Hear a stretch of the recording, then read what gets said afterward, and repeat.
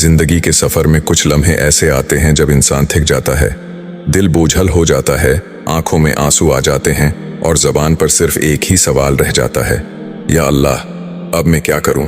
ऐसे वक्त में इंसान को लगता है कि शायद वो अकेला है, कोई सहारा नहीं, कोई मददगार नहीं। मगर दरअसल ये वही घड़ी होती है जब अल्लाह की खामोश मदद करीब आ रही होती है।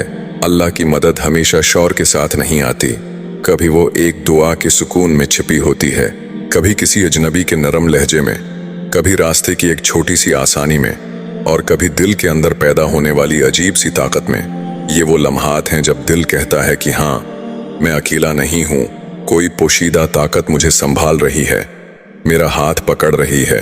भाइयों और बहनों, अल्लाह की खामोश मदद की निशानियां बहुत हसीन होती हैं।